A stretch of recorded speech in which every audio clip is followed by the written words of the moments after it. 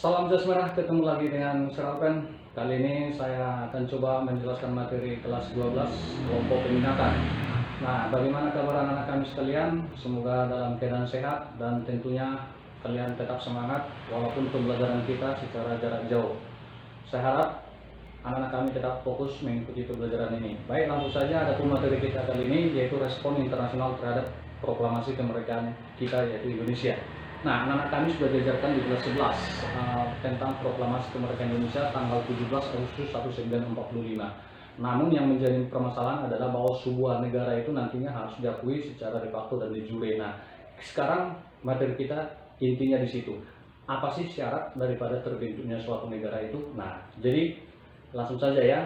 Kita bahas tentang syarat dulu ya. Nah, apa syarat yang harus dimiliki oleh suatu negara supaya diakui secara sah kemerdekaannya? Nah, ada dua. Nah, ini penting kalian ingat. Ada dua. Yang pertama ada unsur konstitutif ya. Nah, kemudian yang kedua nanti ada unsur deklaratif begitu. Nah, apa perbedaannya ini?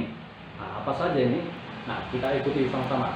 Kita bahas yang pertama unsur konstitutif. Nah, kalau dikatakan unsur konstitutif itu ada tiga. Yang pertama harus ada rakyatnya ya. Yang kemudian yang kedua harus ada wilayah ya, perbatasan laut, darat maupun udara begitu. Nah, kemudian yang ketiga harus ada pemerintahan yang berdaulat begitu ya. Nah, perlu kalian ingat bahwa di awal merdeka yaitu sidang PPKI 1945 ya, kita sudah menyusun yang namanya wilayah-wilayah kita dan juga pemerintahan kita melalui sidang PPKI yang pertama, kedua dan ketiga ya.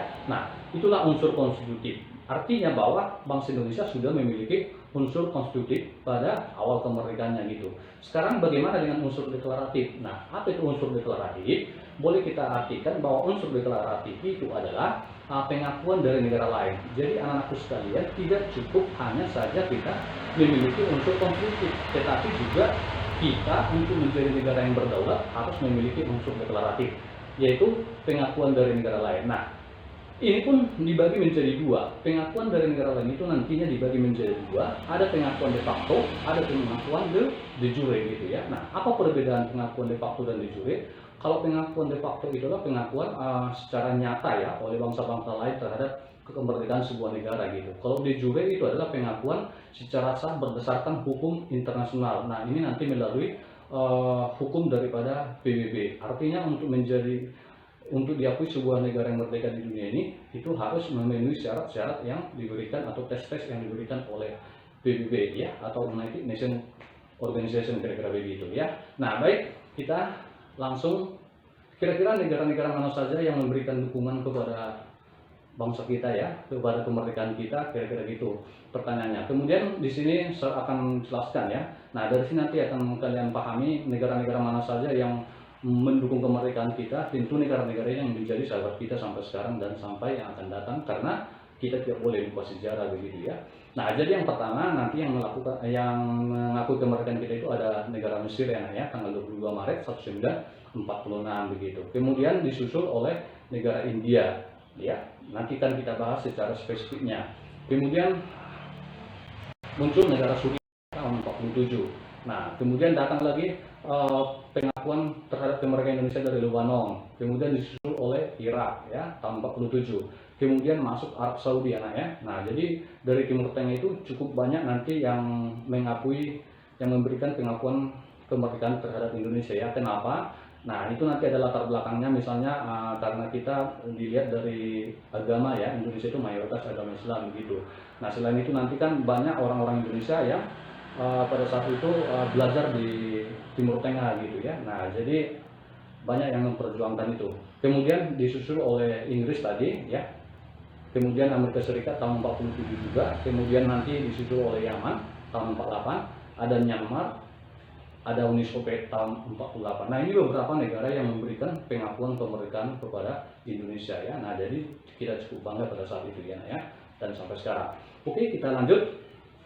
Kita bahas dulu yang pertama mengenai Mesir ya. Seperti apa sih peran Mesir di dalam hal mengakui kemerdekaan kita itu, kita perhatikan ya. Nah, di sini saya sudah buat. Adapun peran Mesir terhadap kemerdekaan Indonesia itu yang bahwa negara Mesir ini yang disebut dengan negara pertama yang mengakui kemerdekaan Indonesia secara de facto begitu ya. Nah, Kemudian nanti Mesir itu berhasil meyakinkan negara-negara di sekitar mereka, yaitu boleh dikatakan negara-negara yang di Timur Tengah seperti Suriah, Qatar, Irak, Arab. Nah, mereka diyakinkan untuk mendukung kemerdekaan Indonesia, kira-kira begitu ya. Nah, maka pemerintahan Mesir itu nanti mengakui secara de jure juga itu, secara hukum maksudnya, pada tanggal 10 Juni 1947.